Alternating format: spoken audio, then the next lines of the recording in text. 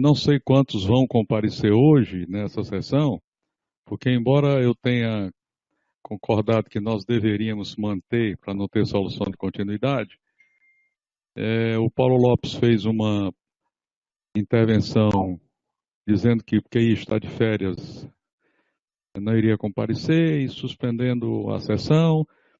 Mas lá pelas tantas veio uma mensagem da própria RNP, não sei se o pessoal esqueceu que ele disse isso, ou quando ele passou a mensagem as pessoas responsáveis não entenderam. E a mensagem que veio da RNP mantinha a sessão, né? Bom, eu acho que a gente deve manter.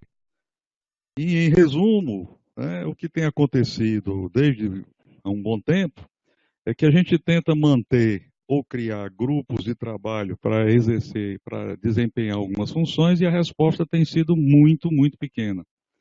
A adesão das pessoas quando chega na hora de fazer o trabalho é muito pequena. Eu tinha tentado fazer um grupo de trabalho, tinha convidado um colega de Pernambuco, tinha convidado um colega do grupo lá de Minas Gerais, e estavam até lançando um primeiro livro sobre informática em saúde para graduação, e o professor Renato Sabatini. Me comuniquei ontem com o professor Renato, ele disse que iria comparecer, não ficaria muito tempo porque está precisando viajar a São Paulo, ele não está presente agora, eu passei aqui um WhatsApp para ele, ele também não respondeu, pode ser que ele também não participe. Enfim, o Paulo propôs a criação de 3 grupos de trabalho, um grupo de trabalho mais ligado a prospectar o que ele chama de habilidades, etc. e tudo. Colocou um outro grupo de trabalho que é de relações interinstitucionais e colocou isso a meu cargo. Eu não me sinto bem com esse tipo de trabalho, porque eu não tenho experiência a fazer isso. E tem um outro grupo de trabalho lá que ele colocou também. Mas, enfim, o que é que eu queria combinar aqui com vocês, né? A visão que eu tenho do ensino da saúde digital para as graduações da área da saúde é uma visão ampla, porque se nós não prepararmos esses profissionais dentro da perspectiva deles poderem adquirir o que eu não vejo que eles tenham hoje, letramento digital, informacional e midiático, não vamos conseguir que eles entendam bem o que é trabalhar com saúde digital. E a primeira barreira a ser vencida é convencer as outras pessoas que isso é algo que deve ser colocado como parte do treinamento, da formação, mais do que treinamento, nos currículos da área da saúde. Mas quando você fala em currículo nesse país, você está falando de uma coisa dificílima de ter alguma abordagem, porque todo mundo entende currículo do jeito que quer, e o viés é a visão muito antiga ainda, muito estreita, muito tradicional.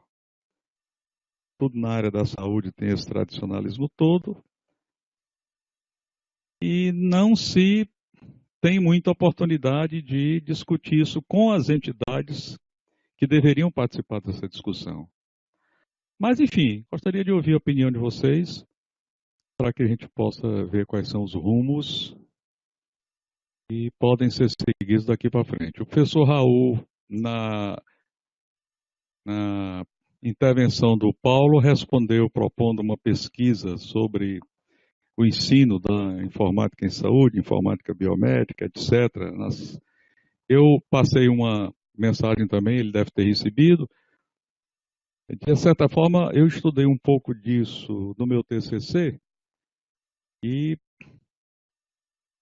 isso precisa ser aprofundado. Na realidade, eu fiz apenas um levantamento de em que escolas, no número de escolas existentes no país, havia a menção a alguma coisa que pudesse ou não ser o ensino da informática biomédica.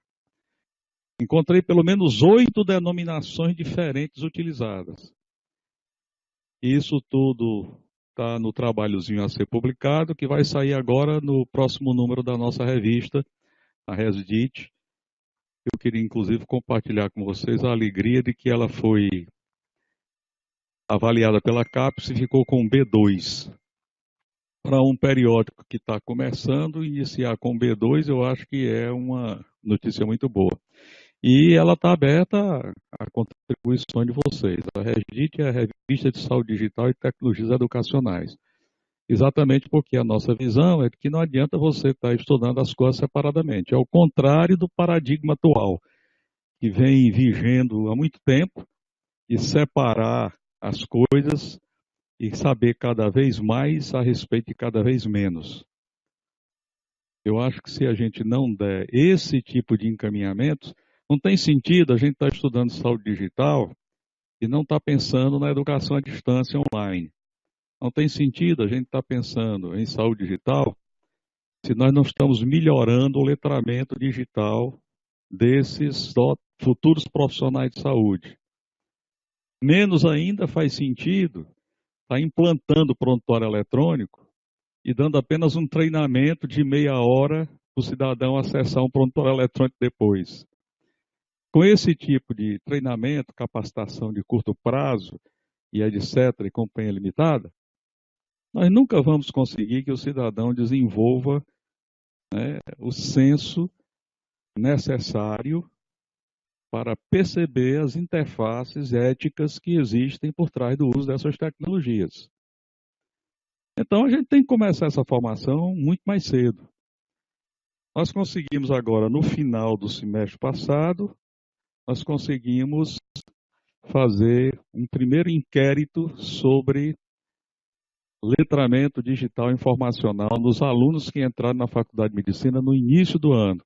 Os dados estão sendo levantados e nós vamos aplicar de novo esse inquérito no começo do próximo semestre, quando começar o ano letivo, com a segunda turma de alunos que começa a faculdade. E estamos vendo o que é que esses alunos têm, porque eles são da geração que já nasceu com a web na ponta dos dedos, mas isso não significa que eles tenham letramento, né? Eles podem simplesmente ser usuários dispersivos dessas tecnologias todas. Bom, mas eu paro aqui minhas considerações e abro a palavra aí para quem desejar fazer suas intervenções. Fica aberta a palavra.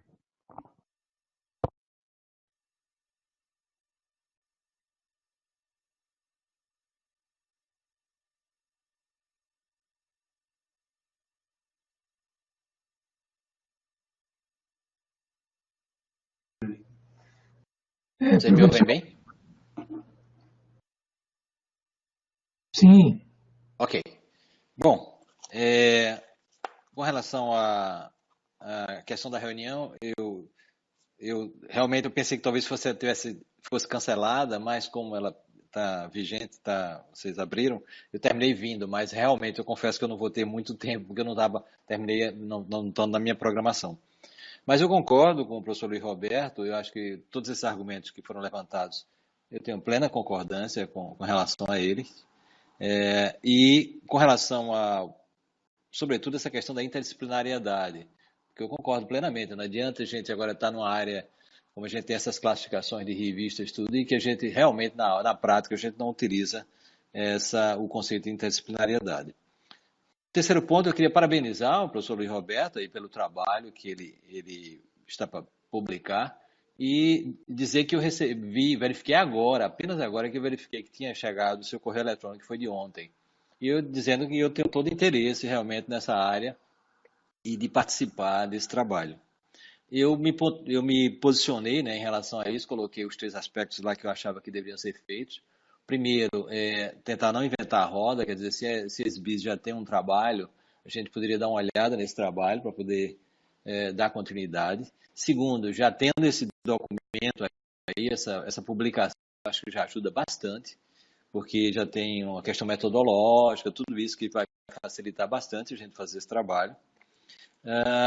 Eu acho que o outro ponto é saber, não sei se o professor Luiz Roberto tem conhecimento, mas naquele congresso nós tivemos de informática e saúde, saúde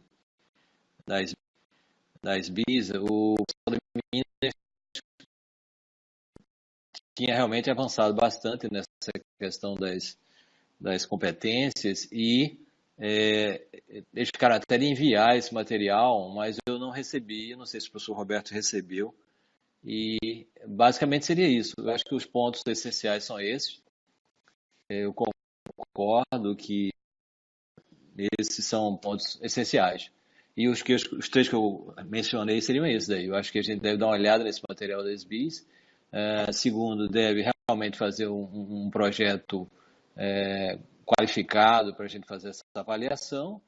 E o terceiro, eu acho que é ver essa questão das competências, que elas vão ser agora provavelmente renovadas nesse congresso agora da IMEA, que vai ter na França. E inclusive eu vou participar, então eu espero talvez até me atualizar com relação a esses dados. Então, basicamente é isso. Eu também vou estar lá na França, viu, Raul? Então pronto, a gente se encontra lá, porque eu acredito que vai ser no IME que eles vão renovar agora essas competências, e aí eu acho que a gente tem esse momento de logo em seguida vai ter, nós vamos estar com esses dados publicados, com essas novas diretrizes, e lógico, a gente tem que ter o bom senso. Eu acho que também tem uma questão, às vezes a gente quer universalizar essas coisas e quer equalizar demais. Eu acho que a gente deve dar, lógico, você tem as diretrizes internacionais, são padrões mínimos que nós devemos seguir, mas a gente tem as questões locais e as questões regionais, as questões do país, com suas características próprias. Nós temos certamente que fazer algumas adequações. Eu acho que cada um de nós está tendo alguma experiência. Eu já trabalho com isso há 8 anos, que eu estou no curso de medicina com a disciplina eletiva. Então a gente já tem também uma certa experiência e tem uma certa adequação que deve ser feita à nossa realidade. Certamente que sem deixar de pensar nos padrões internacionais. Basicamente era isso que eu tinha a dizer.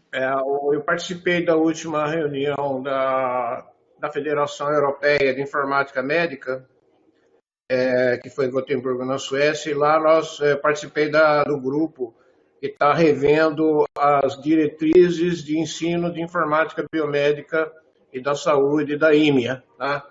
Da International Medical Informatics Association. Eu acredito que agora no Medinfo já seja discutido finalmente a nova versão e que vai ser publicada no livro Methods of Information in Medicine, na revista Methods of Information in Medicine, como eu costumo fazer livremente. Eu acho que esse documento vai ser bastante importante como uma guia para nós daquilo que a gente tem que ensinar, porque o último documento, que é de 2012, já está desatualizado.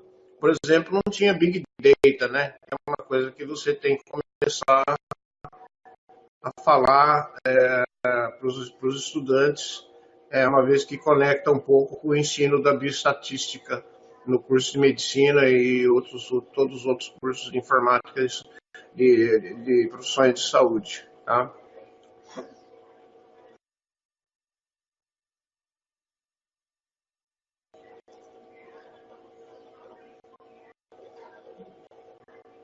Bom, o Luiz Roberto,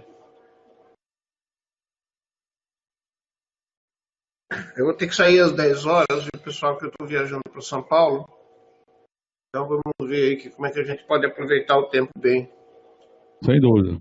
Bom, a palavra continua facultada. Quem quiser mais fazer alguma colocação, professor Antônio Carlos, lá da Baiana, está com um trabalho interessante, iniciado aqui na região Norte-Nordeste. Lembrar, professor, que ao lado disso nós temos também o desafio de como formar professores para o trabalho desse ensino da saúde digital, e é uma coisa que está inserida no processo. A gente tem que pensar em como formar esses professores, porque se faltar professor, não vai ter como introduzir isso, né, no panorama. Nós temos basicamente as seguintes deficiências, né? Esse tema não está aprovado na esfera da CAPES do CNPq. Esse tema não está nas diretrizes curriculares nacionais. e nós não temos professores suficientes para desenvolver esse trabalho. Então é muito claro o que é que a gente precisa fazer, né? Fazer um levantamento do que se ensina ou não se ensina nas diversas escolas do país, em quase 340 escolas médicas do país, está compreendendo? É um trabalho interessante, e o que a SBIS fez até agora foi um levantamento sobre o ensino disso em nível de pós-graduação, não na graduação, né? Enfim, exato. Eu existe. acho que esse levantamento seria extremamente necessário. Eu acho que a gente tem que ter uma ideia do que está acontecendo em termos quantitativos, mas não somente saber o que está sendo feito, mas o que se quer ser feito, né? Porque eu acho que a maior parte das faculdades, evidentemente, esse levantamento vai dar aquela pobreza, né? Ninguém ensina nada, né? Um dos motivos é que não tem professor. O segundo é que eles não, fora tudo isso que você falou, de não estar nas diretrizes curriculares, também os próprios diretores, as câmaras de graduação, elas não costumam conversar sobre essas coisas. É só você ir, por exemplo, no Congresso Brasileiro de Educação Médica, não tem nada de ensino de tecnologia de informação. Uma ou outra coisa. Se não for a gente, né, quem trabalha militando na área, vai lá e apresenta algum trabalho, como eu apresentei no penúltimo, né, que foi em Porto Alegre. Depois de Vitória eu não fui porque eu fiquei desanimado. Tinha 10 pessoas assistindo a minha palestra sobre como ensinar informática ou tecnologia de informação para alunos da medicina. Então existe um desinteresse muito grande, tá? Eu acho que enquanto a gente não chegar nesse nível de diretoria ou de fazer uma evangelização dos poderes que coordenam as faculdades e os cursos de medicina, nós não vamos conseguir nada. É claro que tem o problema de formar professores, e esse seria o segundo problema. O primeiro problema, eu acho que é convencê-los de que teria que fazer uma inserção curricular dessa matéria na faculdade, como nós acreditamos. Eles não acreditam, tá? Eles acreditam que isso aí a pessoa aprende sozinha, não precisa. É o que eu tenho visto de resposta em relação quando a gente conversa com diretores de faculdades de medicina, coordenadores de curso, etc. Eles têm outras prioridades no pouquíssimo tempo que existe disponível hoje na grade curricular para introduzir novos assuntos. Eles têm outras prioridades. Por exemplo, medicina molecular, genômica, coisas aí que estão batendo na porta da evolução da medicina e ninguém ensina. Tá? Então, tecnologia de informação é isso. Eles acham que os alunos aprendem sozinhos, não precisa. Quando eles chegarem lá na residência, eles vão aprender a usar o prontuário, na marra, bem ou mal. Então, é mais ou menos isso. Então, nesse levantamento, acho que a gente deveria avaliar atitudes também, atitudes e crenças dessas pessoas que coordenam os cursos de medicina, para depois tentar fazer um projeto maior. Tá? Eu tomo como exemplo a Unimed, que a Unimed Brasil agora está fazendo um grande esforço para a adoção do chamado RES Nacional, né? O Registro Eletrônico de Saúde Nacional. Eles desenvolveram um modelo usando o OpenHR, já está implantado, já está funcionando, e como tudo na Unimed, depende da adesão de cada Unimed para poder ter um sistema de interoperabilidade realmente funcionando, em que é centrado no paciente da Unimed, quer dizer, no beneficiário da Unimed como um todo, né? Por exemplo, se eu que tenho Unimed Campinas vou para a Unimed Fortaleza e for atendido aí, a Unimed Fortaleza não sabe nada a meu respeito, né? Porém, se os meus dados estiverem nesse barramento de interoperabilidade, ela pelo menos pode ver as coisas mais básicas, que são as patologias pregressas, atuais, medicamentos que estou tomando, resultado dos últimos exames, etc. Tá? Então, isso já está funcionando. Só que eles estão encontrando a mesma barreira que nós encontramos, que é as pessoas não darem importância para isso. Tá? Então, a Unimed Brasil está preparando um curso monstruoso que vai atingir cerca de 1.000 médicos para eles serem os campeões, eles serem os caras que lá dentro da cada Unimed vão levar adiante o projeto de documentação clínica eletrônica no RES Nacional. Eles sentiram essa necessidade que sem isso ninguém entende nada, ninguém sabe nada, não dão importância e o projeto que custou milhões não vai rolar. Então, esse curso está em preparação, financiado pela cooperativa central, né, a confederação, eu estou, inclusive, envolvido na programação do conceito em si, né? Vamos ver se dá certo. O que a gente precisaria fazer aqui também é uma formação massiva, em curto tempo, de professores para dar essa disciplina nas faculdades. O que a gente precisa em cada faculdade é um campeão, um paladino, alguém que lá dentro defenda a introdução, convença o diretor e fala, olha, eu dou. Porque quando você fala assim, fala, nós precisamos dar. O diretor fala, tá bom, mas quem dá? Você, né? Ou seja, na hora que o cara for propor, o burro que mais trabalha é o burro que mais leva a carga, não é isso que diz no Nordeste?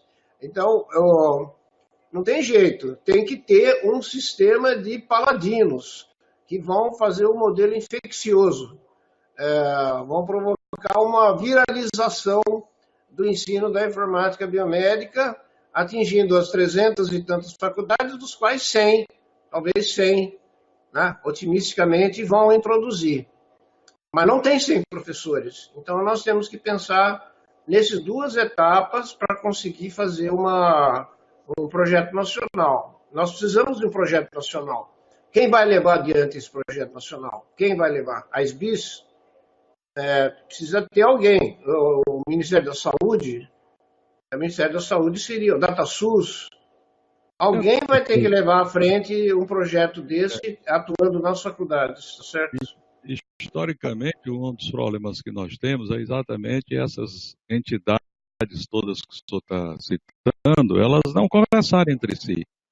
E, nitidamente, esse é um projeto que, com as suas diversas nuances que nos está tocando, não tem como isso ser realizada, implantada e isso ter sustentabilidade se for uma única entidade. Não é mesmo. Não é. O Ministério da Saúde não tem como fazer isso sozinho. Ele precisa de articulações com o Ministério da Educação. O Ministério da Educação não tem como fazer isso sozinho. Então, veja, a grande ideia que eu sempre menciono e fica naquele limbo porque não se sabe, é como a gente fazer o Ministério da Educação, como a gente fazer o Ministério da Ciência e Tecnologia, como a gente fazer o Ministério da Saúde, entender que precisam conversar, e convergir. Cada um faz o seu projeto interno e faz um projeto interno isolacionista, ainda bem tribalista, só tribuzinho ali discutindo. Mas isso acontece em diversas outras entidades. A gente não vê um diálogo do Conselho Federal de Medicina, nem dos conselhos regionais a respeito desse tema. A gente não vê nenhuma... O senhor comentou aí da Associação Brasileira de Educação Médica. Bem, exatamente isso. Em diversas oportunidades, eu também propus fazer mesas redondas na ABEM sobre esse tema. Eles nem se respondem. É verdade. Há poucos dias atrás, eu fui aqui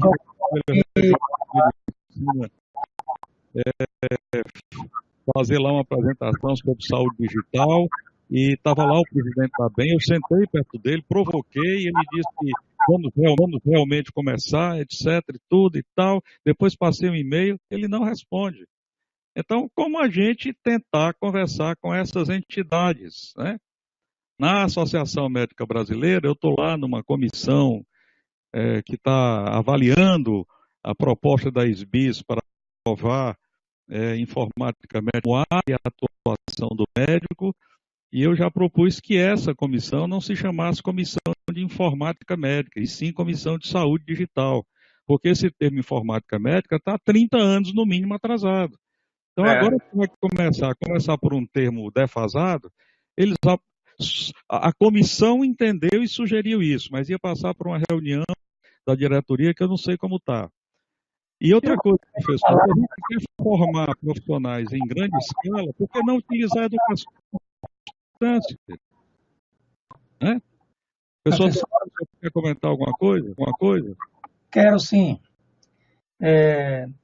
Por conta dessas coisas todas, né, nós aqui na Baiana estamos aqui caminhando, né, de uma certa forma, uma boa caminhada com a ajuda do professor Sabatini. Né? Então, eu acredito que nós vamos fazer muitas coisas aqui, pois o professor Sabatini está coordenando muito aqui dos nossos projetos, também nos ajudando. Mas agora, recentemente, nós temos um grupo que está estruturando o workshop sobre saúde digital. Vai acontecer no dia 21/8, né, 21 de agosto, e chama-se Saúde Digital, Desafios para a Bahia. Nós estamos aqui agora com a professora né, Helena, que é da Secretaria de Saúde, né, da CESAB, e ela faz parte desse grupo. E o objetivo desse workshop seria definir grupos de trabalhos e definições estratégicas iniciais para uma ação integrada de saúde digital no estado da Bahia. Então, está congregando a RNP, né, a CESAB, né, a Secretaria de Saúde da Bahia, outros órgãos, e prevê-se que nesse workshop estejam todas as instituições importantes de saúde aqui na Bahia, aqui em Salvador. Então, nós vamos ter uma primeira abertura, estratégias e iniciativas nacionais e no estado da Bahia para a saúde digital, que vai ser apresentado pela RNP, através do Paulo Lopes, e outros, parece que outras pessoas indicadas. Vai ter o DataSUS e vai ter a CESAB da Bahia, né? E depois vamos ter um painel de ciberinfraestrutura na Bahia para a saúde, coordenado pela RNP, a estrutura ótica nacional, com foco na situação na Bahia, a Remessa, redes metropolitanas e outros órgãos. Depois a gente vai ter a experiência com educação e saúde e teleassistência na Bahia, que vai ser dado pela Telesaúde, CESAB, Educação e Saúde, que vai ser a UFBA, com a professora Suzy, né? E aqui a Baiana e a Ruth também, a Baiana comigo e a professora Marta Menezes. Tínhamos pensado em também trazer o professor Sabatini, mas me parece que ele tem um compromisso nessa data. Né? Não, você fizeram essa data coincidindo com o Medinfo 2019. Eu vou estar em Paris, infelizmente, né? Infelizmente. Tá, porque o congresso começa dia 24. Vai ser um congresso extremamente importante, o maior até hoje, Medinfo, realizado pela IMEA, e eu sou membro da Academia Internacional de Ciência Informática em Saúde. E vou ter que estar lá porque tem uma assembleia, inclusive no domingo, no dia 24, tá? Então, gostaria de estar presente, acho que isso seria fundamental, mas não vai dar. Infelizmente, coincidiu na data aí e espero que a reunião seja muito proveitosa para todo mundo, tá? Estarei em espírito, tá? Mas se der para eu de alguma forma contribuir, eu falo, tá? Mandar algum documento, alguma coisa assim. Alguma webconferência seria possível? Não sei, porque depende do horário, né? Como tem 5 horas de diferença, eu não sei como é que vai ficar isso, mas se tiver uma webconferência, me avisa, tá bom? Olha, aproveitando a oportunidade, pessoal, dentro desse tema que nós estamos discutindo, agora, dia 29, segunda-feira, aqui no Meetup de Campinas vai ter uma reunião que eu vou falar, falando sobre a da educação médica. Eu estou mandando o link aí, tá? Eu acho que vai ser transmitido. É uma reunião presencial em Campinas, onde vão participar vários diretores de faculdade de medicina. Inclusive, tem aqui em Campinas uma faculdade que é muito avançada na transformação digital, que chama Faculdade de Medicina São Leopoldo Mandic, que é a faculdade mais cara do Brasil, custa R$16.000 por mês a matrícula, né? E eles têm um projeto extremamente avançado de digitalização do ensino médico, de ensino de tecnologia de informação em saúde. O diretor desse curso vai participar do debate junto comigo. Se vocês olharem aí no link, vocês vão ver quem que é, tá? Eu acho que o debate vai ser bastante interessante. Se ele for transmitido realmente, aí eu aviso todo mundo aqui na turma, tá? Porque o que a gente vai falar vai além do próprio ensino da informática biomédica em saúde, de saúde digital, mas sim dos pilares novos de transformação da faculdade de medicina através da tecnologia, tá? Que é uma coisa que a experiência da São Leopoldo Mandic vai ser muito interessante da gente saber. Eles estão fazendo coisas realmente avançadíssimas, até em relação ao exterior, mas porque eles têm bastante dinheiro, né? Então, num centro muito grande de tecnologia que é Campinas.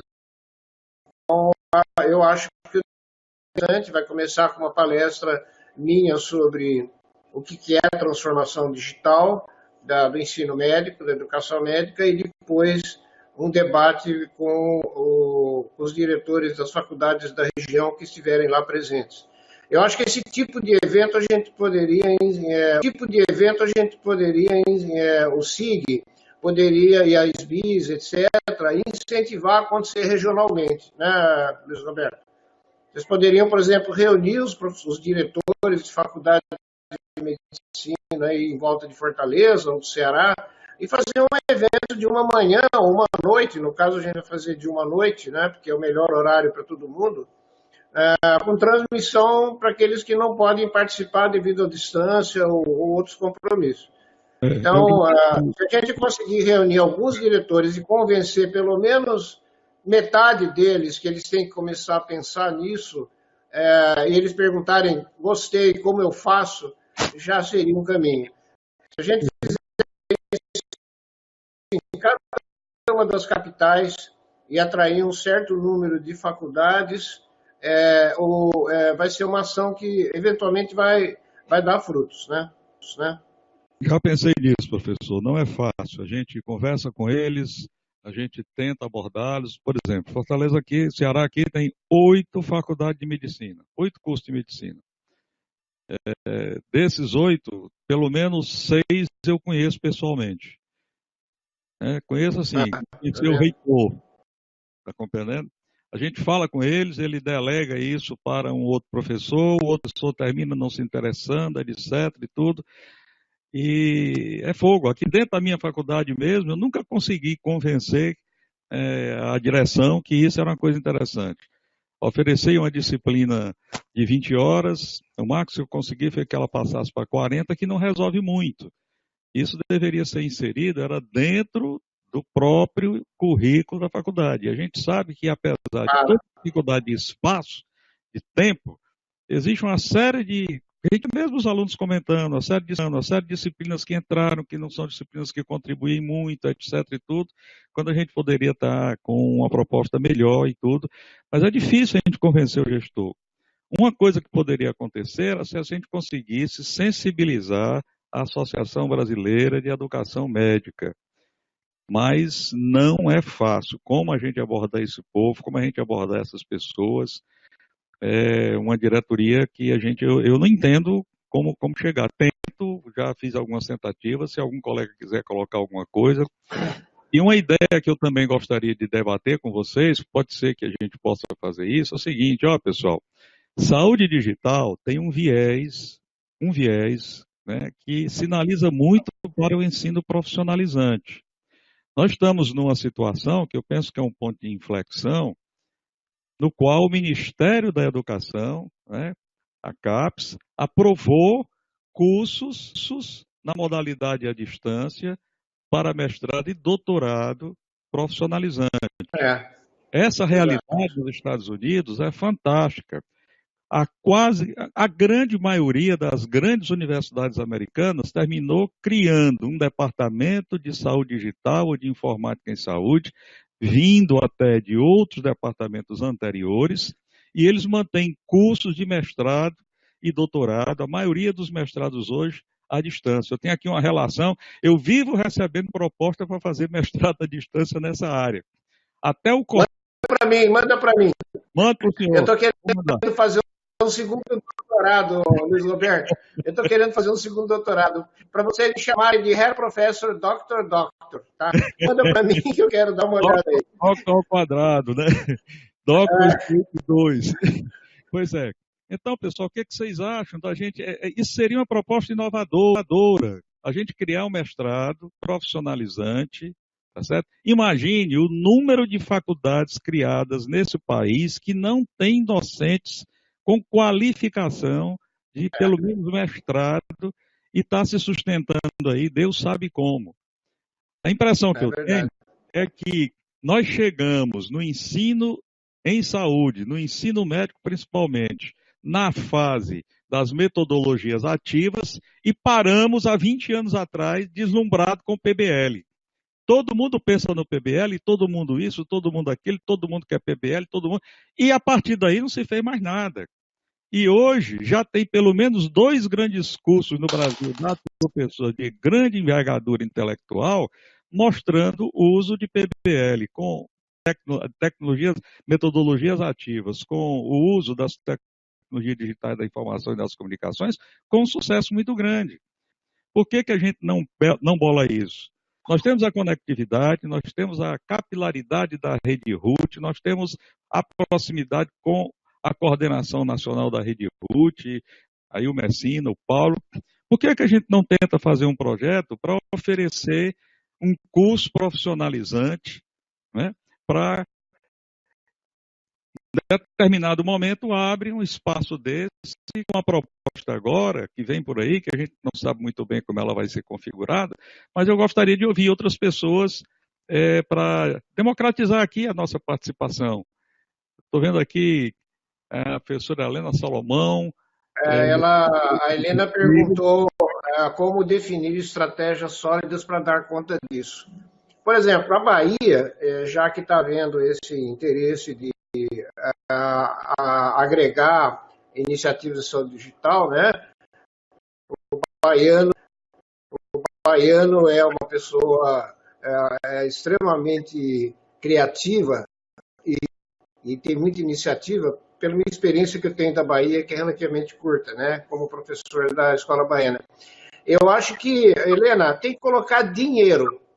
Se você fazer assim, uma chamada de propostas de introdução de disciplinas de saúde digital em cursos de profissionais de saúde e dar um dinheiro para isso, nem que seja 10, 20 mil reais, vai chover de gente querendo.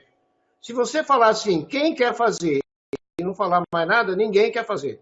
Se você propuser um projeto que tenha dinheiro por trás, financiamento, para alavancar dentro do estado da Bahia, para todas as faculdades da área de saúde, a introdução do ensino da saúde digital é uma estratégia que vai dar certo.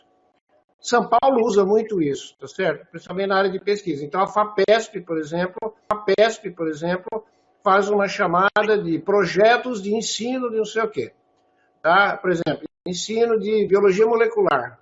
Escola de verão de ensino de biologia molecular. 100 mil reais. Mas choveram propostas. Todas as universidades, de repente, queriam fazer. Antes, quando você falava assim, vamos ensinar, ninguém se mexia. Na hora que você propõe a fazer um financiamento, os professores começam a se mexer, fazem propostas, se entusiasmam e acabam introduzindo. Então, esse modelo de financiamento é o que está por trás do incentivo, é clássico e a gente precisa usar mais ele. Tá? Eu tenho a impressão que se a Bahia conseguir nem muito dinheiro, mas algum dinheiro, para proponham escolas, proponham projetos de ensino de educação em saúde digital nos seus respectivos cursos de graduação. Qualquer um, enfermagem, medicina, etc. Tá? Eu tenho a impressão que a resposta vai ser muito boa, melhor do que a gente imagina. Você não acha, Antônio Carlos? Fica como sugestão aqui para a Helena, inclusive no evento que vocês forem fazer, propor um projeto desse tipo. Tá? Com certeza, professor. Inclusive, nessa estruturação, nós estamos assim, com muito cuidado na estruturação desse workshop. A gente está na parceria com a Secretaria de Saúde do Estado da Bahia, do qual a Helena é a representante. Nós estamos com a Rede Nacional de Pesquisa, através do Paulo Lopes. Nós estamos com a Baiana, né? Nós estamos com a Universidade Federal, a UFBA, através da professora Suzy, né?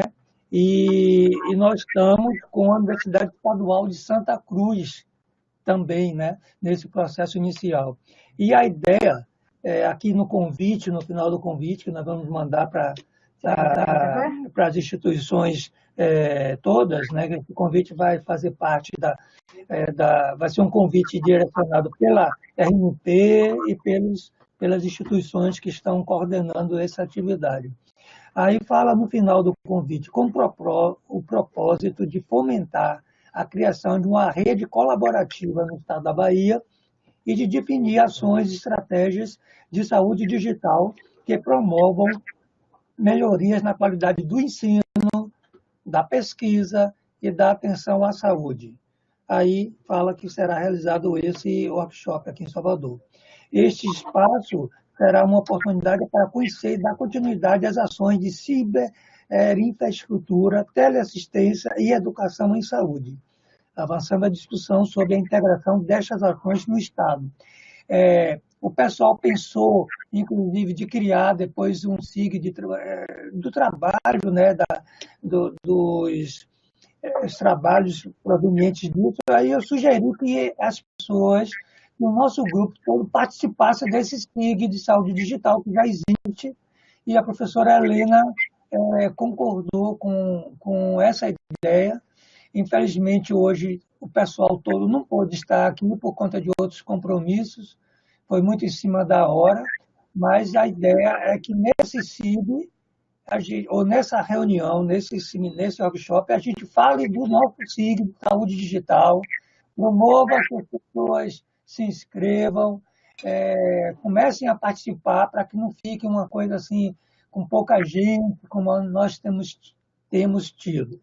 E a Helena concordou muito e vai divulgar muito, inclusive da Secretaria de Saúde. Nesse workshop vai vir várias pessoas importantes, provavelmente até o secretário de Saúde vai estar fazendo parte da mesa, e a gente pretende que isso dê um estímulo maior a outro projeto, grande projeto do professor Luiz Roberto, né, que começou junto conosco, né, que me convidou, né, depois o professor Sabatini. Então a gente precisa continuar desenvolvendo bem isso. Uhum. Tá, ótimo. Beleza. Parabéns pela iniciativa. Eu acho que isso é um evento assim que vai ser pioneiro, né, no Norte e Nordeste. Professor, o que o senhor puder mandar de informação, a gente aproveita para divulgar aqui, porque um evento de surpresa pode inclusive servir de modelo para que outros estados também possam pensar nessa ideia de colaborar.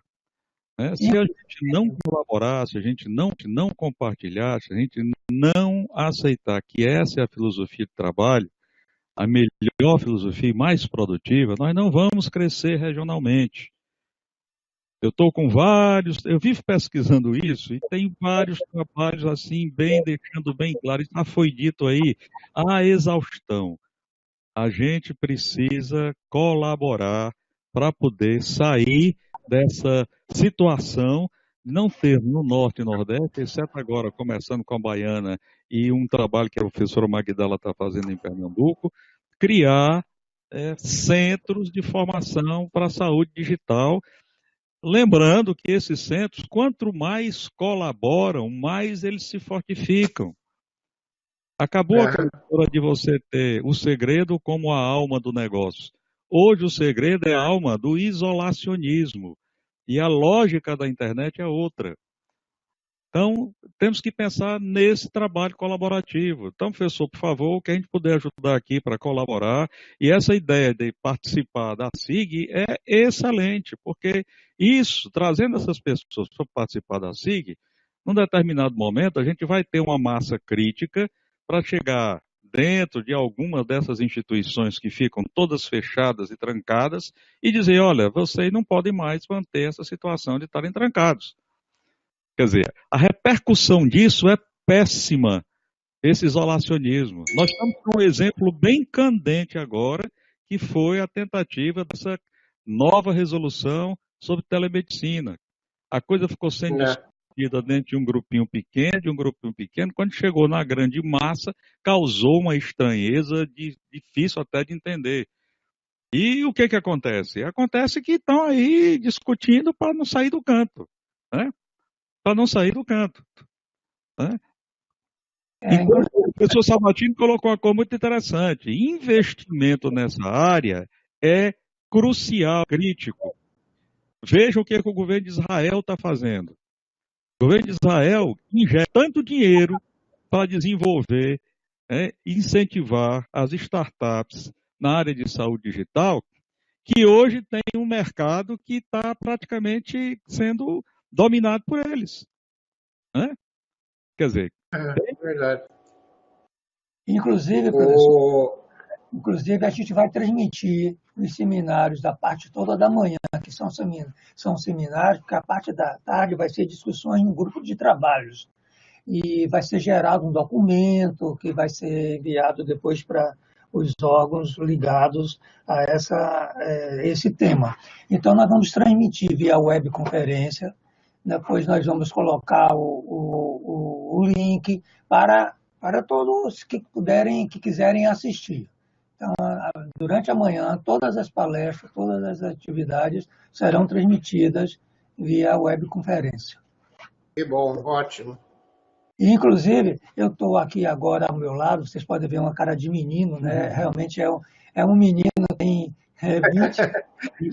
20 anos, foi o nosso recém-contratado aqui da Baiana, em substituição ao outro que saiu, no qual eu estou treinando, nós estamos treinando ele para acompanhar toda essa parte de webconferência, de transmissão. Nós vamos poder depois transmitir para YouTube, Facebook, estamos trabalhando toda nessa situação para as atividades, as palestras ser alcançarem como professor. Concordo plenamente com o senhor, professor Luiz Roberto. O conhecimento tem que ser algo compartilhado. Isso é uma coisa muito importante. Eu venho pregando aqui há muito tempo aqui na nossa instituição. E o nosso Daniel, né? Estou treinando ele assim bem para que a gente que possa nos ajudar muito, né? Porque na nossa equipe a gente tem os outros que trabalham com uma série de outras situações, como o AVA, né? Um ambiente virtual de aprendizagem. Ele vai trabalhar com isso, mas também vai estar atento a toda essa parte da tecnologia, da comunicação, estar presente nos seminários, estar transmitindo, a gente poder estar desenvolvendo melhor isso com os professores e tudo mais. Pois falando em compartilhar, né, as informações, eu tenho feito isso sistematicamente. Se alguém tiver interessado, eu costumo colocar todas as minhas palestras gravadas disponíveis publicamente, ou no Vimeo ou no YouTube. Inclusive, eu tenho já, estou mandando aí o link para as minhas palestras de 2019. São 34 palestras programadas até o final do ano. Ano passado eu dei 42 palestras. 42, todas na área de informática e saúde. No ano anterior eu dei 26. Então, em 3 anos eu estou dando quase 100 palestras, todas compartilhadas com o público para que aprendam. Agora, pessoal, se eu pusesse vídeo de gatinho e de cachorrinho, eu teria melhor audiência, né? A maior parte dos meus vídeos tem 50, 60, os melhores têm 100 visualizações. A gente tem certo atingindo bastante gente, 100 pessoas é bastante gente. né? Mas em comparação com outros temas que rodam no mundo do vídeo aí, é muito pouco, porque existe muito pouca promoção da disponibilidade disso aqui é um verdadeiro curso com todas as palestras ministradas. A gente incentivaria a gente ter uma central de palestras que a própria SBIS tem, é o SBIS oficial do YouTube, de vocês mandarem palestras para eles colocarem na videoteca deles, para que a gente tenha um recurso bastante amplo. Somente o ciclo de seminários que a SBIS realiza desde 2010, que fui eu que idealizei e coordenei durante 6 anos, nós temos mais de 80 palestras já gravadas sobre todos os temas possíveis e imagináveis de informática em saúde que vocês quiserem, inclusive tudo em português, obviamente. E algumas em inglês, que a gente dá pelo ciclo de seminários internacionais do Instituto HL7, que também fui eu que idealizei, que tem reuniões de 3 em 3 meses com palestrantes internacionais. Tá? Então, não é por falta de recursos de informação que a coisa não anda. É realmente uma questão cultural, uma barreira cultural contra o aprendizado e o ensino nessa área. Professor, eu acho inclusive importante, eu sempre tenho divulgado as suas palestras no meu Facebook, você percebe que eu sempre tenho curtido e compartilhado, né? E eu acho que é importante, tenho inclusive colocado no Facebook que nós temos, no TESB, do nosso núcleo. Então, eu tenho percebido que existe, nos núcleos todos de telemedicina e telesaúde, eles têm um Facebook, né? E aí eu acho que é importante que a gente possa fazer essa divulgação em todos os núcleos de telemedicina e teleassistência, Facebook, divulgar as palestras do professor Sabatini. Nós temos no nosso curso de informática em saúde, me parece que de 15 em 15 dias, né, professor? Uma palestra onde o senhor traz um convidado, tanto para os alunos do curso. Exato. Nós temos uma disciplina, nós temos uma disciplina chamada Tópicos Avançados de Informática em Saúde, tá? Que tem palestras de 15 em 15 dias, ou da SBIS, ou do ARUT, ou do HL7, ou do EduMed, ou da Baiana. A Baiana tem um ciclo de palestras que eu coordeno, que é uma vez por mês. Já tivemos 5 esse ano, sempre com bastante gente participando. Então, esse tipo de iniciativa, ele é como botar o fogo no braseiro, né? Ou seja, pequenas chamazinhas que cada um colocar na fogueira de São João aí, vai acabar pegando fogo um dia, esse fogueirão aí, tá certo? De 20 metros de altura. Então, é uma coisa que todos têm que contribuir. Não apenas eu faço isso porque eu tenho uma convicção que há 40 anos eu faço isso, né? 40, 45 anos eu faço isso. E agora com as tecnologias de difusão de vídeo, digital, etc., ficou muito mais fácil. Antigamente as palestras eram todas presenciais.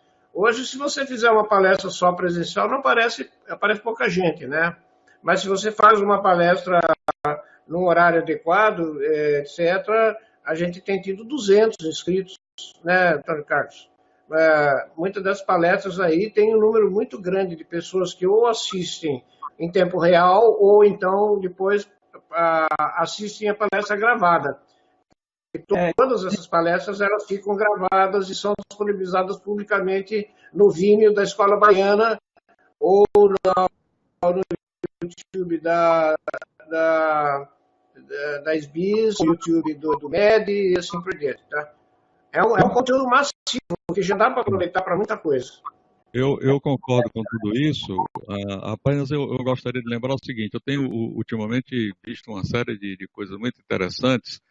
E assim, as palestras são muito boas e tudo, mas a capacidade de alguém ficar assistindo uma palestra de vídeo por mais de 12, 15 minutos é algo difícil. Então a gente trazer o presencial para o virtual com palestras tradicionais de 50, 60 minutos, muitas e muitas vezes o rendimento não é dos melhores.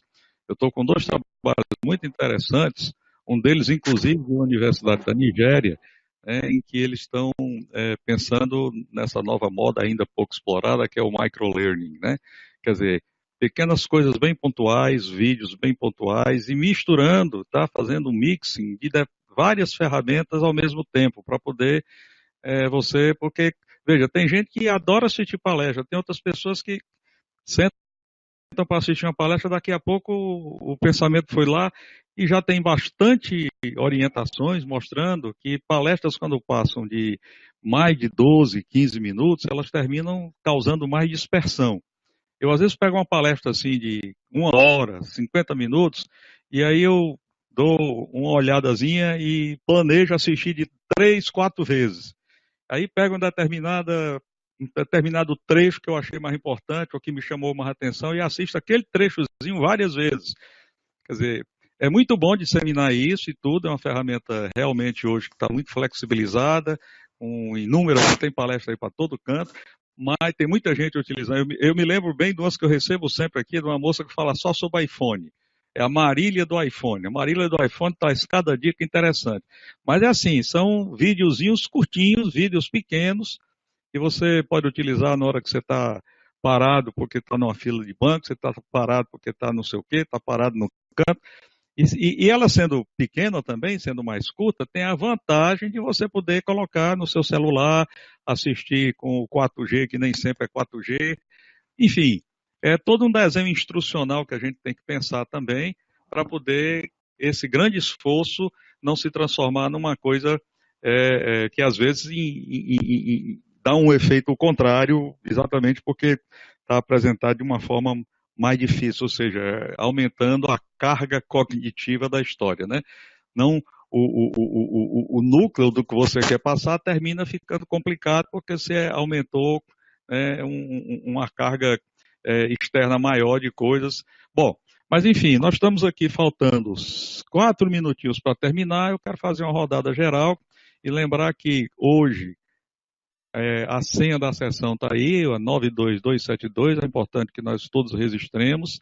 E, por favor, vamos fazer a rodada geral para que a gente possa encerrar a nossa SIG de hoje, que eu acho que foi bem proveitosa, porque pelo menos a gente não teve a solução de continuidade, né? Pode repetir a senha, professor? 92272. 92272. O registro tem que ser feito hoje mesmo. O endereço é o www.root.rdp.br/presencar. Não é presença, sem o C cedilha, presencar, né? Eu estou vendo aqui. 272. Estou vendo. Agora, 272. Estou vendo a colocação da professora Helena, né, dizendo que tem webconferência que ela conseguiu reunir, que a CESAB, né, a Secretaria de Saúde, consegue reunir cerca de 2.000, já conseguiu reunir 2.000 pessoas. É interessante, né? Agora, essa fala do professor Luiz Roberto sobre a palestra, o tempo, realmente o tempo mais curto é mais produtivo.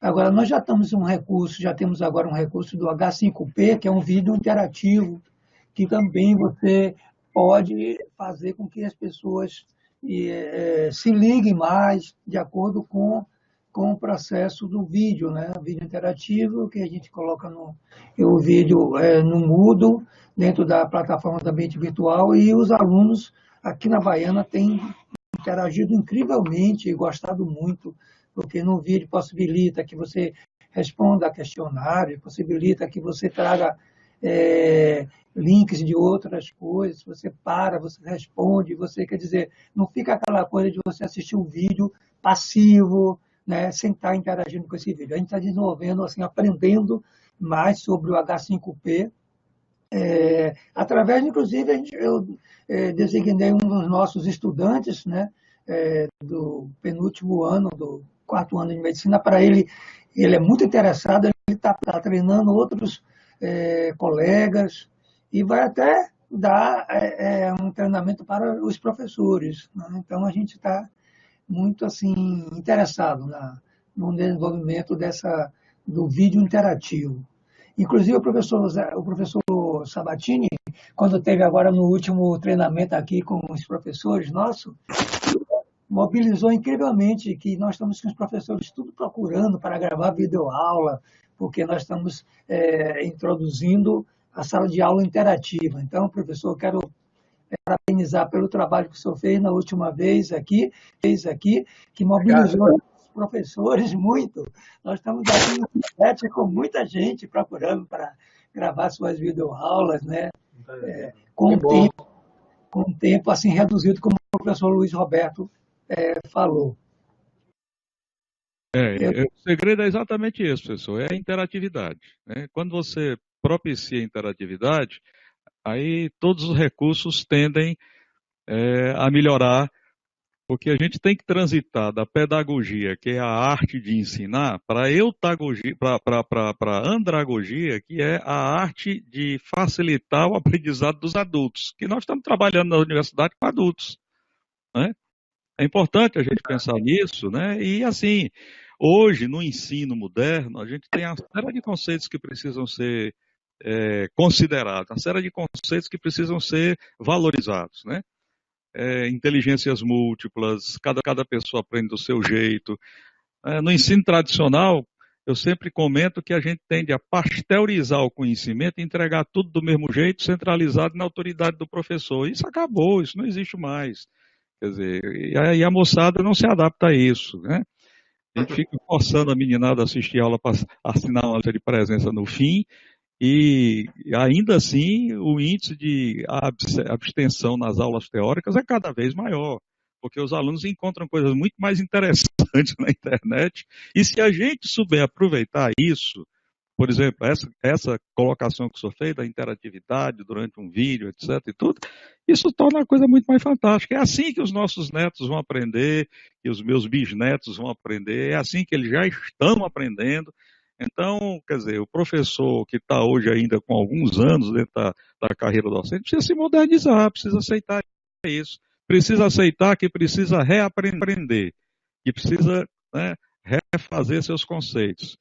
Bom, pessoal, nós estamos agora exatamente às 10 horas e eu acho que a gente fez um trabalho muito interessante hoje, reafirmamos uma série de coisas que nós precisamos consolidar, e esta consolidação ela vem da parceria.